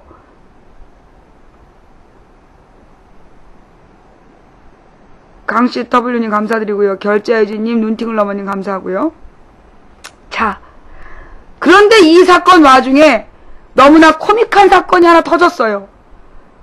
난 분노를 하다가 그 기사를 보고 웃겨서 죽을 뻔했어요. 한 공당의 원내대표란 사람이 성폭행을 방지하기 위해서 결혼을 권장해야 된다. 그 당 대통령 후보는 아직까지 시집을 못 갔는데 성범죄의 원인이 결혼을 안 해서라니. 그러면 지금 대한민국 성범죄는 박모 여인 때문이에요? 어서와. 대한민국 성범죄는 그 박모 여인이 문제인 거야? 시한 책임자인 이명박이 놀고 먹은 게 첫 번째라면 박모 여인이 결혼 못해서 일이 이렇게 된 거예요?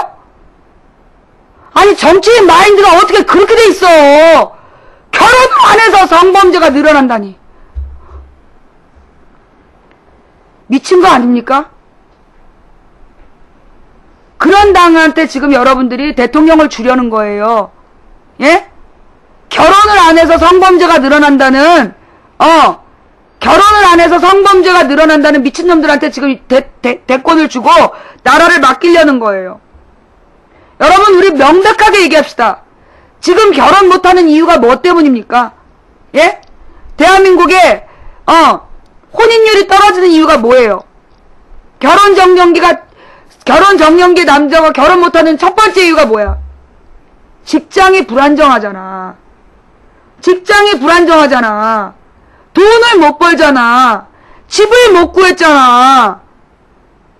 그래서 결혼을 못 하잖아. 이 미친 새끼들이 결혼을 안 해서 성범죄가 늘어난다는 이런 말을 하고 있어요. 그러면서 성범죄 책임을 결혼 못한 노총각 노처녀들한테 지금 덮어 씌우는 거야. 와, 정말 유럽처럼 공창제를 해야 쓸데없는 얘기. 우리나라는 지금 그 있는 거나 마찬가지 아니에요. 룸사롱 2차 공창제 얘기 할 필요도 없어. 지상 최고 21세기 내가 볼 때 기록에 남을 10대 개드립에 들어가. 성범죄가 결혼을 안 해서 성범죄 늘어난다는 말은 내가 볼 때 21세기 10대 개드립이야. 이건 내가 볼 때는 당대표야? 당대표지. 그 당대표인지 뭔지가, 당 대통령 후보 등신 만든 사건이야. 자기네 당 대통령 후보가 결혼 안 하고 환갑을 맞았는데, 성폭행 문제가 결혼을 안 해서 생겼다니. 이 박근혜 디스도 좀 작작해야지. 내가 아무리 박근혜 대통령 되는 걸 반대하지만, 야, 이건 너무 심했다, 야. 이 좀 심한 개드립이야. 그지? 예. 나 정말, 예, 마데카솔님 감사드리고, 칠풍공주님 감사드리고, 라크리마님 감사드리고요. 야, 아무리 네가, 박근혜가 마음에 안 들어도 그렇지, 어떻게 대한민국 성범죄가 박근혜 때문이라고 얘기를 하냐? 예. 가라 2016 고마워요. 예. 이런 식의 인식을 가진 애들이 국내 최대 여당이라는 거. 그 당이 오늘로 과반수를 넘었다는 거. 예? 이게 우리나라의 비극이에요. 거의 치매 요양원 수준이군요. 늦은 아침님, 긍정적 마눌님 감사하고요. 오늘 아침 나는 나주의 7세 여아 사건을 보면서 그리고 그 사건을 여론화하는 무리들을 보면서 그리고 지금 여러분들이 직접 확인하신 것처럼 그게 왜 문제냐? 성인이 미성년자하고 성관계하는 게 왜 문제냐? 라고 얘기하는 미친놈들이 이 사건을 널리 팔아먹었던 걸 보면서 너무나 분노합니다.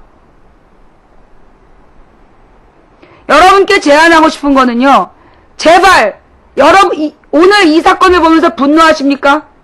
여러분 컴퓨터에 또는 여러분 주변에 이 포르노를 보는 걸 당당하게 얘기하고 포르노를 같이 공유하는 거 좋아하는 사람들 그거 일종의 성범죄라고 인식을 시켜주세요. 우리 생활 속에서 걸그룹 옷 입히기 운동 그 다음에 만 16세 미만의 아이들이 가수로 활동 못하게 하는 거 그런 운동 그 다음에 이 주변에서 생활 속에서 아동 성포르노를 범죄로 규정해서 처벌하는 운동 이런 걸 버려야 되는 거야. 나주 7살짜리 여자애를 사고를 친 그놈 24살짜리 한 놈만 병신 만들어서 해결될 문제가 아니라 우리 주변의 문화를 바꾸고 생활을 바꾸고 법을 바꿔서 다시 이런 일이 없는 세상을 만들어야지. 그렇죠. 벗는 걸그룹, 노출 심한 걸그룹 노래 안 듣기 운동. 여러분 있잖아요. 여러분이 이건 이제 다른 얘기야.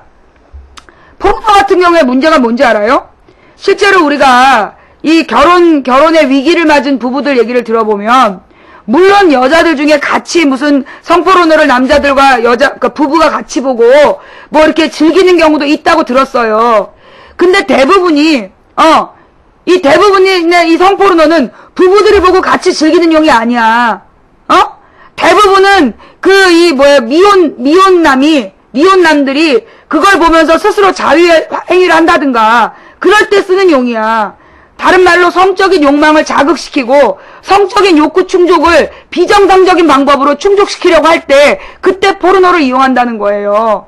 문제가 뭐냐면요. 거기에 자꾸 익숙해져가지고 자꾸만 딸딸이 쳤던 친구들은요. 실제로 결혼 생활이 행복하진 않아요. 그런 성포르노에 나와 있는, 포르노 영화에 나와 있는 것과 실제로 마음이 교감이 되는 그 사랑의 의미는 다르기 때문이에요. 정말로 사랑을 해본 사람은 정말 자웅동체가 되지 않아도 숨소리만으로도 충분히 흥분되는 거야. 정말로 사랑해봤어요? 상대방의 숨소리만 들어도 흥분이 되고 정말 솜털만 스쳐도 온몸이 솟구치는 이 충동을 흥분을 느끼는 거야. 진정한 사랑은 그런 거야. 그렇게 가죽 부러져 있고 채찍질을 하지 않아도 성행위를 통해 충분히 행복할 수 있어. 부부간에 소박한 성행위만 갖고도 충분히 행복할 수 있어요. 자꾸만 그렇게 이상한 짓거리하고 말뚝을 갖다 놓고 막 한 번에 여러 년놈이 어울려가지고 꼭 지렁이 마냥 지랄 연병을 하지 않아도 부부간에 따뜻한 사랑의 대화 그것만으로도 행복할 수 있는 거야. 그래야 대한민국이 아름다워져요. 성과 사랑이 아름다워지고 우리 아이들의 미래가 아름다워져요. 애들이 너 포르노 언제 봤니? 엄마 아빠 비디오 테이프에서요. 아우 정말 개쪽팔려. 예? 내가 알고 있는 포르노에 관한 모든 정보는 미드에 나오는 거야. 미드에 보면 그리고 이제 그 성포르노를 봤던 아이들 사례 분석을 한 게 있어요. 학교에서 여론조사를 했는데 성포르노를 언제 접했냐? 제일 많이 접한 게 언제일 것 같아요? 물론 이거는 인터넷이 확보되기 전에 1990년대 조사 내용이야. 1990년대 조사했는데 그런 성적인 영상물을 어디서 제일 많이 봤냐? 집에서요. 제일 많이 본 게 집이야. 그러면 집에서 그걸 소유한 게 누구냐? 부모님요. 아휴 정말. 그 다음이 누구냐? 형이요. 아휴.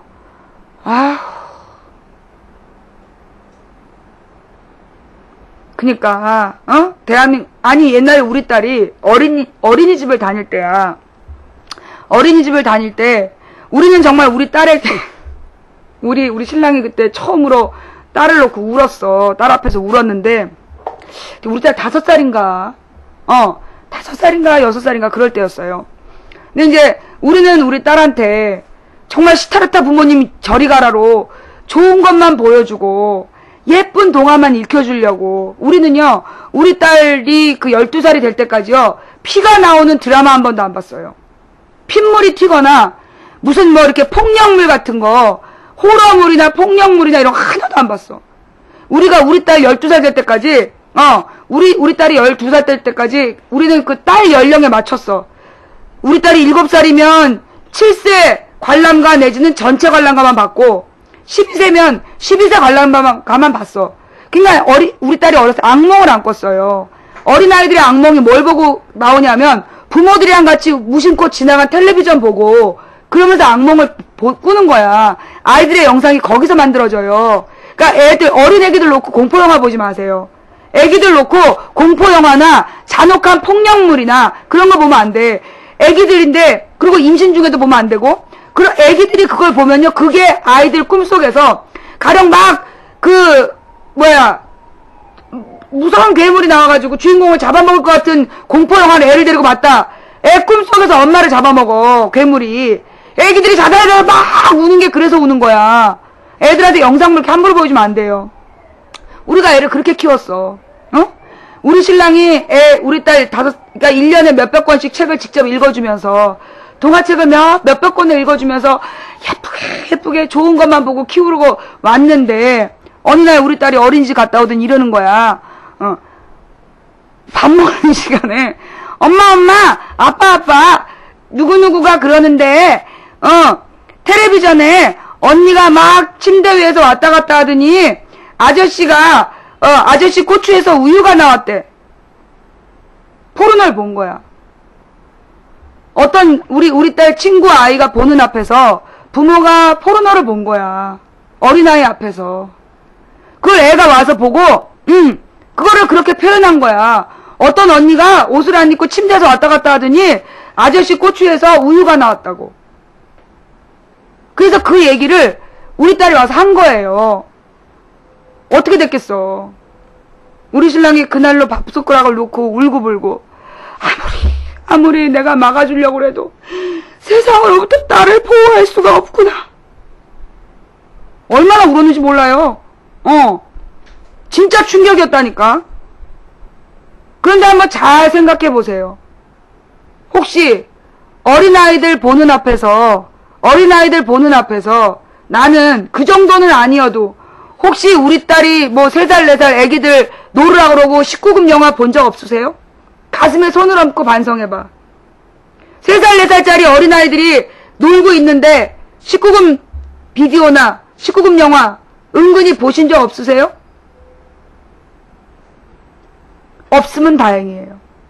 만약에 그랬다라면, 만약에 본인들이 자기도 모르게 그런 일을 했다라면 다시 그러지 마세요. 애가 어린데 뭐 그럴 수도 있지. 아니에요. 아이들은요 그게 다 저장이 돼요.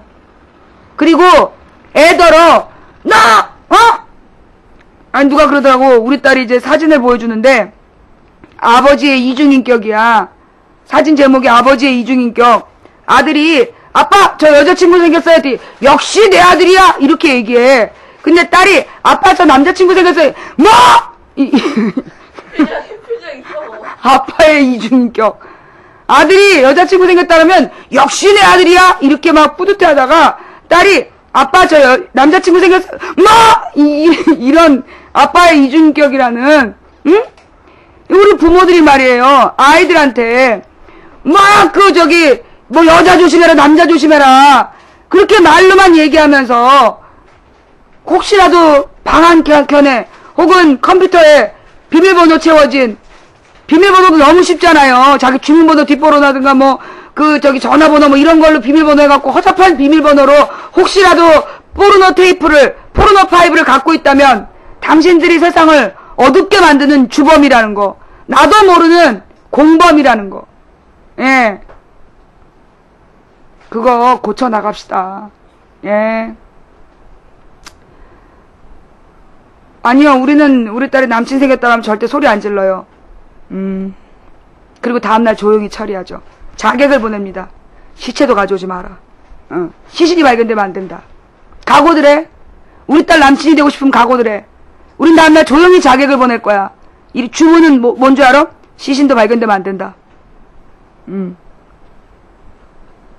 예, 저는 소리 같은 거 안 지릅니다. 조용히 처리하죠. 예.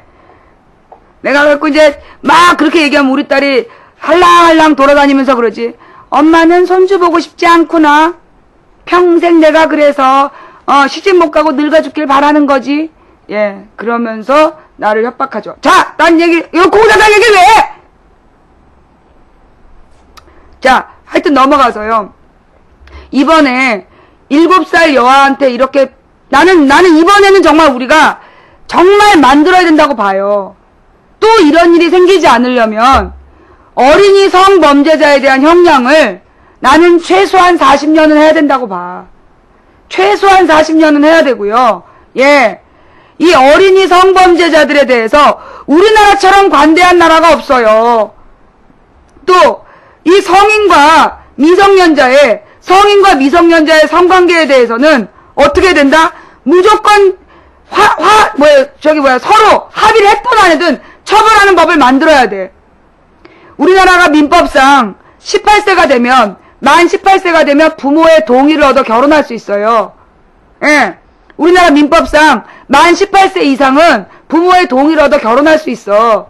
그러니까 우리나라도 만 18세 미만의 미성년자와 성인이 성관계를 하면 무조건 불법이다 라는 법을 만들어야 된다고 나는 봐. 그래야 여러분 있잖아요. 아동 성범죄자들이 뭐라고 얘기한 줄 알아? 실제로 내가 어저께도 SUV에서 봤어. SUV라는 데에서 뭐가 나왔냐면 요즘에 이제 SUV가 실화를 바탕으로 해. 어떤 여자애가 정신병원에 갇혀가지고 정신병원에 있는 피해자야. 근데 이 아이가 10몇 살 때부터 자기의 그 이모부한테 성폭행을 당한 거야. 근데 그 남자가 뭘 가지고 있었냐면, 어린 여자애한테 그 이모부 사랑해요라는 편지를 받았는데 그 쪽지를 가지고 있었던 거야. 10몇 년을 가지고 있으면서 우리는 서로 사랑하는 사이였다. 그러고 얘기를 했다니까. SVU. 스페셜 빅팀 유닛. 실제로요, 이 아동 성범죄자들이 뭐라 그러냐면, 지금은 처음이라서요, 뭐 이렇게 자백하고 그래. 근데 이게 외국엔 이런 범죄가 많아지니까 얘네들이, 우리 합의했다. 그 애가 날 유혹했어요. 그렇게 얘기해. 그게 되게 많았던 거야. 요즘에 나는요, 은교라는 영화가 은근히 유행을 하고, 표현의 자유라는 이름으로, 걸그룹들이 점점 어려지고, 그 어린 걸그룹들을 보면서 환장하는 아저씨 팬클럽. 나 이거 잘못된 문화라고 봐요. 예? 내가 군인들이 걸그룹 보면서 젊음을 불태우는 건 이해를 해. 나는 정말 그 푸른 거탑에 나온 걸그룹 누님들을 네가 아느냐? 거기 내가 공감을 해. 힘들고 피곤해 지친 우리들을 걸그룹 누님들께서 위로해 주시고, 고무신 거꾸로 신는 여자친구들 때문에 상처받은 우리를 걸그룹 누님들이 위로해 주셨다. 군인들이 걸그룹 보고 막 그 환장하고 젊음을 불태우는 건 나 이해를 해. 사회 안전망 차원에서 나는 그건 동일하지만, 성인들이 군인도 아닌 아저씨들이 나이 어린 걸그룹들한테 환장해갖고 막 이 광란의 분위기 옳지 않아요. 근데 이게 남자들만이 아니야. 호스트바 들어봤죠? 호스트바의 남자애들도 점점 어려진대잖아. 호스트바의 남자애들이 드디어 10대로 내려간 거야. 예쁜 남자애들을 호스트바에서 10대 아이들이 더 불끈불끈한다 그러면서 요즘은 10대 아이들을 호스트바에서 쓴다는 거야. 이 심각한 문제입니다, 이게. 딸들만의 문제가 아니라 아들들의 문제예요. 아니, 여러분 생각해봐요. 10대 남자애들이 가수로 나왔는데 왜 난닝구는 걷어? 왜 난닝구는 걷고 왜 우통을 까? 노래만 곱게 하다 들어가면 되지. 안 그래? 아니 도대체 애들을 그래놓고 짐승돌 하이실종 뭐하는 짓거리야. 춤을 여자애들이 나와갖고 이 엉덩이까지 찢어진 치마를 입고 포르노 보험춤 추고 앉아있고. 문화를 바꿔야 돼요. 예? 문화를 바꿔야 돼요. 아들만의 문제가 아니라 딸만의 문제가 아니라 우리 시대에 이런 일이 정말 우리가 문화운동으로 이거를 극복해야 되는 거야. 그러니까 이 친구들이 자기 친구 강제로 감금해놓고 성매매 시키는 거 뉴스 안 봤어요? 10대 아이들이 자기 친구를 모텔에 감금해놓고 성매매를 시켰잖아. 그 뉴스 안 봤어? 이런 일들이 지금 벌어지고 있는 거예요. 나는 정말 이 대한민국에 만 18세 미만의 걸그룹은 모두 출연 금지시켜야 된다. 만 18세 미만의 걸그룹은 모두 출연 금지. 또 이 미성년 걸그룹이 나왔는데 신체에 30% 이상이 노출되면 출연 금지. 미성년 가수나 미성년 연예인이 신체에 30% 이상 노출 금지. 나는 그런 이 문화적인 제재 조치를 나는 만들어야 된다고 봐. 예.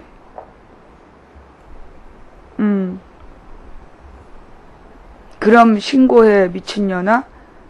아유, 니네 엄마한테 할 말을 왜 여기서 하고 그러니? 예. 네.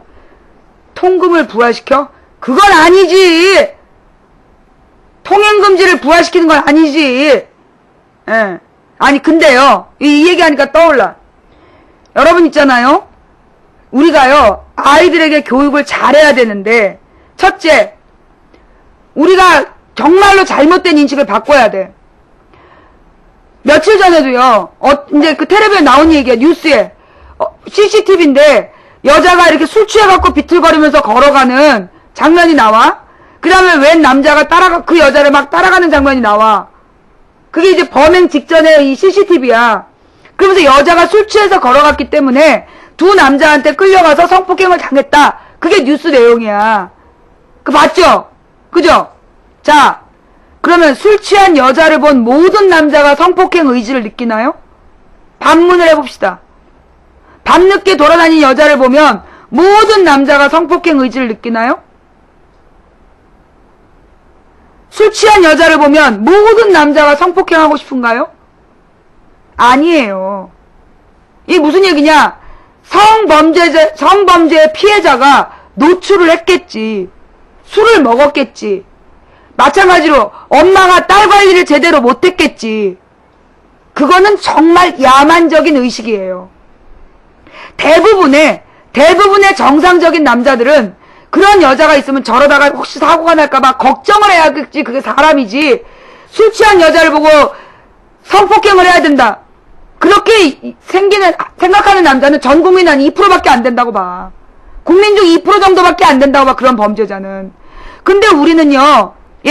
그런데 우리는 성범죄가 발생이 되면 특히 성인 여성 같은 경우는 그 가해자를 욕하는 거가 없어. 여러분 기억나죠? 고추대 사건.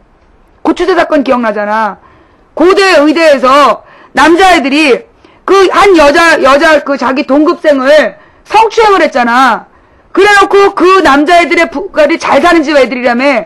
그래가지고 그 부모와 아이들이 다 힘을 합쳐서 그 여자를 미친년을 만들었잖아. 피해자가 정신분열증이 있다는 둥, 제정신이 아니라는 둥, 원래 꼬리를 쳤다는 둥, 그런 식으로 몰아갔잖아요.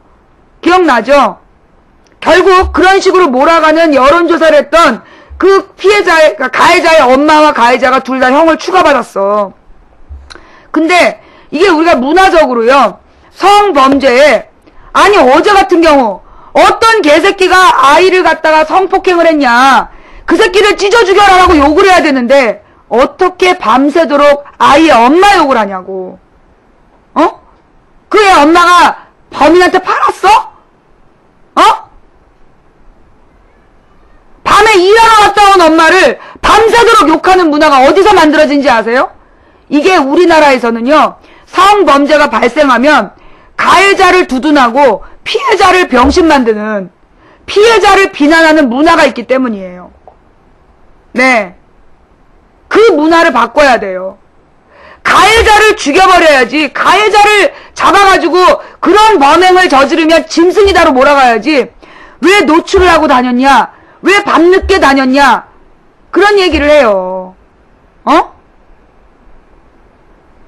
정말 잘못된 거예요. 그거 바꿔야 돼요. 그 다음, 그걸로 끝이 아니야. 그 다음에 우리 부모님들이요. 문제는 뭐냐면요. 우리나라 부모들 중에 지금 내가 우리 동네에 아동 성범죄자가 이사를 왔어. 미성년자 아이를, 끌고 다니면서 2차례나 강간을 한 놈이 동네로 이사를 온 거야. 그래서 그 애가 왔다라고, 그런 놈이 이사 왔다라고 법무부에서 통지문을 미성년자를 키우는 집에다 보내온 거예요. 그런 편지를 받으면 부모들이 그 새끼를 찾아내서 동네에서 내쫓아야지. 나는 그런 거 아니야. 나는 그런 생각 안 해. 먼저 뭐 하느냐? 내 딸을 보호해요. 내 딸을 절대 학교에서 돌아오는 길, 가는 길 빼놓고는 혼자 다니게 안 해. 우리 아이가 학원에서 오는 시간에 우리는 반드시 그 앞에 나가서 애를 데리고 오지, 절대로 그 아이를 혼자 다니게 하지 않아요. 해 떨어졌는데 아이도 혼자 다니게 안 해. 왜? 지금 미친놈이 나타난 거야. 물론 그 놈이 보니까 범죄가 아주 악랄한 놈인데, 누군지 찾아내서 쫓아내는 거는 그것 또한 그에 대한 인권 침해일 수 있어. 그러나 그런 사람들이 범행에 대해서 한번 범행을 저지른 건 정신질환이야. 또 저지를 수 있는 그 위험 요소에 내 아이를 노출시키지 않으려는 부모는 그런 자세를 가져야 돼. 그 아까 얘기한 거랑 안 맞잖아요. 아이잖아. 그 얼굴 공개돼 있어요. 사진까지 왔어. 아니 키도 크고요. 잘생긴 키가 180cm에 잘생긴 남자애야. 그런 애가 그런 일을 저질렀어. 우리는요, 우리 딸한테, 그래서 정말 어렸을 때부터 한 번도 애를, 혼자서 내보낸다든가, 그런 일이 없었어. 물론 우리가 하는 일이 특수한 일이라서, 아빠도 정치를 하고, 내가 방송을 하다 보니까, 또 이 어떤 공격거리가 많아서 특별히 더 보호하는 것도 있지만, 동네에 그런 사람이 나타났는데요, 동네 엄마들이 아무 생각이 없어. 동네 엄마들이 자기 아이들을요, 보호하려는 아무 생각이 없어. 애들한테 경고도 안 해. 별로 중요하게 생각을 안 해. 그러면 사고가 나는 거예요. 내가 필요한 거는, 내가 볼 때 그래. 주변에 성범죄자의 그 가능성이 있다면요, 부모들이 특별히 아이를 보호해야 돼요. 어린아이들을 특별히 부모들이 보호해야 돼. 그거 정말 중요한 문제야. 대부분의 부모들이요, 아이를 보호하기보다는 그 성범죄자를 퇴출시키는 거, 내쫓는 거, 그것만 중심으로 봐. 근데 우리 아이가 안전하게끔 애들한테 낯선 사람 따라가지 말고, 그 다음에 자기 스스로를 보호하는 법, 이런 것들을 가르치는 것도 중요해요. 왜냐? 전 국민의 98%는 성범죄자가 아니지만, 2%의 범죄자한테 걸리지 말란 법이 없는 거야. 차 조심해라. 항상 차에 치는 게 아니지만 혹시 차에 치일 경우를 대비해서 아이한테 차 조심을 가르치듯이 모든 국민이, 모든 남자가 성범죄자다 이렇게 가르치면 안 되지만 2%의 성범죄자를 만날 수 있으니 항상 조심할 수 있도록 아이들을 가르치는 게 필요해요. 그러나 만약에 성범죄가 발생하면 그건 내 아이의 탓이 아니라 범인의 탓이야. 그걸 구분해야 되는 거예요. 예? 그거 되게 중요한 구분이야. 남자는 성범죄를 저지를 수 있다? 개소리입니다. 98%의 정상적인 남자는 성범죄 안 저질러요. 2%의 미친놈들이 저지르는 거예요. 그럼 내 아이를 교육할 필요 없나요? 아니요. 우리가 왜 길 건널 때 차 조심하라고 시키냐고. 항상 교통사고가 나는 게 아니지만 만일의 경우를 대비해서 차 조심을 시키는 것처럼 성범죄자를 예방하는, 성범죄자로부터 자신을 보호할 수 있는 기본적인 이 안전규칙을 가르쳐야 돼요. 차 조심하고 그 다음에 깊은 물에 들어가지 않고 그런 것처럼 사고라고 가르쳐야 돼. 사고의 위험성. 그건 사고야. 그런 일을 당하는 건 사고야. 우리가 보통 화재사고 또는 낙상사고 또는 교통사고 등등을 준비시키듯이 아이들한테 낯선 남자나 특히 우리 딸 어렸을 때 뭘 가르쳤냐 하면 우리 딸이 착해. 어린 시절부터 누구 도와주는 걸 좋아했어. 내가 뭐라고 가르쳤냐면 너보다 작은 사람이 도와달라 그러면 도와라. 근데 너보다 큰 사람이 도와달라 그러면 돕지 말아라. 우리 딸이 어렸을 때 어린이집 다닐 때 보통 성애자들이 도와달라고 그래요. 그러면 유치원에서 약한 사람을 도와줘야 된다, 도움을 요청하면 도와야 된다 배운 애들이기 때문에 가가지고 애들한테 팔이 다친 어른인 척하면서 도와달라고 그러면 그 애들이 도와줘요. 그걸 이용하는 거야. 그래서 우리는 어렸을 때 뭐라고 가르쳤냐 하면 너보다 몸집이 작은 사람이 너한테 도움을 요청하면 항상 도와줘. 근데 너보다 조금이라도 큰 사람이 도와달라 그러면 엄마한테 물어보고 도와줘. 이거 중요한 거예요, 여러분. 여러분 자녀한테도 그렇게 가르쳐야 돼요. 예? 어린 아이들한테, 이 남자애들도, 여러분 그거 알죠? 남자애들도 성범죄에 희생되고 있는 거. 그 여러분들이 애들한테 뭐라고 교육한다? 너보다 키가 작은 사람이나 힘이 약한 사람이, 몸이 작은 사람이 도와달라 그러면 도와줘. 그러나 너보다 키가 크거나 힘이 센 사람이 도와달라 그럴 때는 엄마한테 물어보고 도와줘. 우리 딸한테 어렸을 때 매일매일 그걸 가르쳤어요. 그 어느 날 애가 와서 물어보는 거야. 자기가 맨날 그 초등학교 1학년 때인가 1학년인가 2학년에 자기가 공부방을 가는데 우리가 이제 그때 일을 하고 자기는 이제 가서 공부방에 가서 공부를 하다 오는데 학교 끝난 다음에 공부방에서 갔다 오면 어떤 휠체어 탄 할아버지가 휠체어였다는 할아버지가 차에서 내려서 혼자 있을 때가 있다는 거야. 그게 뭐냐면 이제 주간보호센터에서 계시다가 저녁 때 돌아오는데, 그럼 보통은 가족들이 와서 모시고 들어가지만, 가족들이 잊어버리거나 시간을 놓치면 그 할아버지가 휠체어를 타고 앉아있다는 거야. 할머니인가가. 그럼 엄마 도와드려야 돼 말아야 돼로 묻더라고. 아, 그런 경우는 도와드려도 돼. 그랬더니 그다음부터 우리가 열심히 도와준 거야. 맨날 그 할머니를 이제 그 집까지 모셔다 드리고, 나중에 알고 보니까 우리 아버지 살아계실 때 같은 노인병원에서 주간보호센터 할머니였던 거야. 근데 이 할머니한테 우리 딸이 우리 할아버지도 그 센터에 계세요. 이 얘기를 한 거야. 그리고 이제 우리 할아버지한테 그 할머니가 너무 감동해서 그 댁 손녀가 이렇게 나를 도와준다. 우리 아버지가 막 어깨 으쓱, 막 자녀 교육 잘 시킨 할아버지로 막 한때 유행을 했잖아. 돌아가시기 전에. 하여튼 그래서 또 내 자랑인데 미안해. 좌우지간 자녀들한테 가르칠 때도요. 그렇게 가르쳐야 돼요. 예? 나보다 작은 사람이 도와달라 그러면 항상 도와줘라. 근데 너보다 키 큰 사람이나 힘센 사람이 도와달라 그러면 엄마한테 물어보고 도와드려라. 예. 그거 되게 중요한 거예요. 그래야 아이들이, 어린 애기들이 당하는 게 그럴 때 당해. 그리고 낯선 사람이 낯선 곳으로 가자 그러면 절대로 가면 안 된다. 우리는요, 우리 아이를 납치하겠다는 얘기를 옛날부터 들었기 때문에 얼마나 철저하게 교육했는지 몰라. 엄마는 어떤 경우도 너한테 네가 모르는 사람을 보내지 않아. 아빠도 마찬가지야.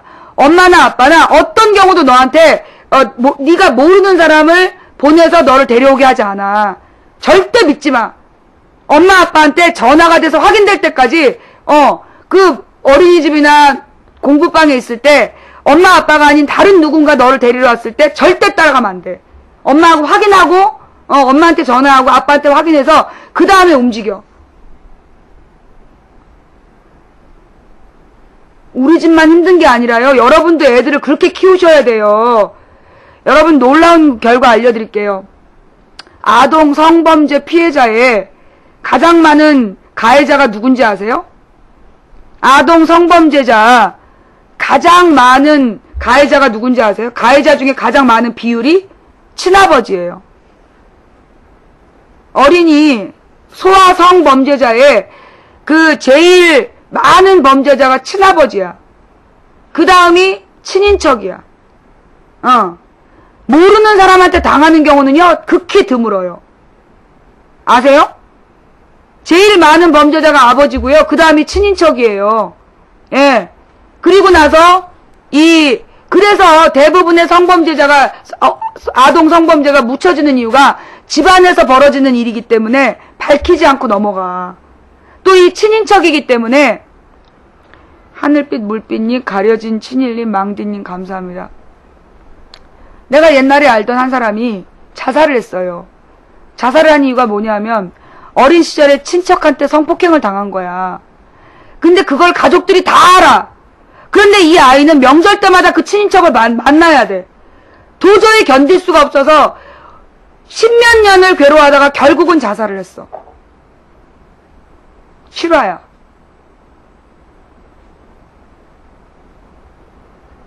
그래서 여러분이요, 물론 우리 아이들이 모든 친인척한테 성범죄 당하는 게 아니에요. 하지만 우리가 아는 사람, 우리 아이가 아는 사람 중에 2%는 그럴 수가 있다는 거예요. 그걸 위해서 우리가 자녀들이나 어린아이들한테 바르게 교육해야 돼요. 성범죄 예방. 그거는 성범죄 사고예요. 우리가 아이들한테 그렇게 가르쳐야 돼. 성범죄 사고. 성범죄 사고로부터 자기를 보호하는 법을 우리가 올바른 도로교통법을 가르치고, 자전거 탈 때 헬멧을 쓰게 하듯이 그렇게 가르쳐야 돼.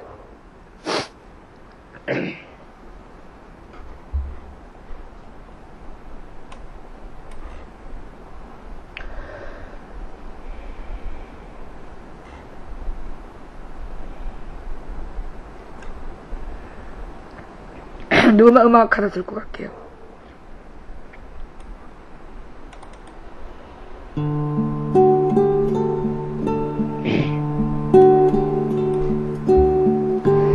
매번 이런 어린아이들 성범죄 사건이 발생했을 때 한 번 불타오르고 끝나는 그런 종이장 같은 여론이 아니라 단단한 바위처럼 오래된 고목처럼 뿌리를 튼튼히 내리면서 근본적인 문제를 바꾸는 해결책을 마련하는 우리 사회가 되었으면 좋겠습니다. That is higher than the dreams. I could have all the gifts I want and never ask please. I could fly to Paris. It's at my beck and call. Why do I live my life alone with nothing at all? 강희연님, 엄마임님, 순이님, 플로라님 감사합니다. I dream of you. 혹시 이 방송을 듣는 분들 중에 본인이 어린 시절에 그런 일들을 당하신 분이 있다면요, 그거는 사고예요. 무등산 산행님 감사합니다. 그건 사고예요. 교통사고나 또는 낙상사고나 화재사고처럼 화상사고처럼 사고예요. 예. 화상사고는 평생을 살아가면서 매 순간 일어나는 게 아니잖아요. 어쩌다 단 한 번 일어나지만 지워지지 않는 상처를 남기는 게 화상사고잖아요. 그런데 화상사고를 당했다 그래서 자책하시나요? 화상사고를 당했다고 자기를 막 자책하고 자기를 죽이고 싶어하고 그러나요? 그러지 않잖아요. 그러니까 혹시라도 그런 사고의 피해자시라면 나는 사고를 당한 거다. 교통사고를 당해서 혹시 다리를 못 쓰게 된다든가 그럴 때 자책하지 않잖아요. 자기 잘못이 아니잖아. 그거는 자기 잘못이 아니야. 음주운전자에게 교통사고를 당해서 내가 무슨 한쪽 다리를 못 쓰게 됐다든가 그랬을 때 우리가 막 자기를 죽이고 싶어하고 그러지 않잖아요. 다만 움직일 수 없는 다리 때문에 불편한 거잖아요. 성범죄 혹시라도 성범죄 사고에 피해를 당하신 분들이 계시다라면 그거는 여러분 잘못이 아닙니다. 그리고 이 친인척들이 그런 일을 저질렀다면 그 또한 여러분 잘못이 아니에요. 그러니 그 모든 것에 대해서 여러분들은 어떻게 해야 됩니까? 당당해야 돼요. 그리고 우리 주변에 성범죄 피해자를 더 비난하는 이런 더러운 문화, 그걸 깨나가는데 앞장서 주세요. 함께 싸워갑시다. 성범죄 사고의 피해자들이 왜 가해자들보다 더 괴로워하면서 살아야 됩니까? 우리 딸이 행복하게 살 수 있는 세상을 만들어 나가야 돼요. 그리고 아들 가진 부모들은 바로 가르쳐야 돼요. 대부분의 정상적인 사람은 자기 절제를 한다. 짐승 수준이 그런 일을 저지른다. 너는 절대 짐승이 되지 마라. 그렇게 아이들에게 가르쳐야 돼요. 럭셔리건이님, BK님, 쿨칼라님 감사합니다. 뮤벨님 감사합니다. 닐리리 희비님도 감사드립니다.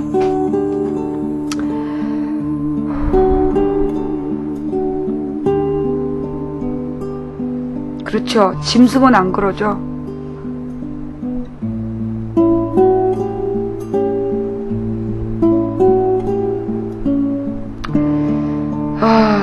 사모님 감사하고요. 쏴라있네님 감사하고요. 자, 이렇게 해서 첫 번째 이야기 7세 여아에게 무슨 일이 요 얘기 넘어가고요. 두 번째 주제 박지원에 대해서 지금 박지원이 돈 받았다 라고 주장하고 다니는 무리들이 있죠. 꿈속에 본 희망님, 서문님 감사합니다. 그 얘기 좀 할게요. 그 박지원 문자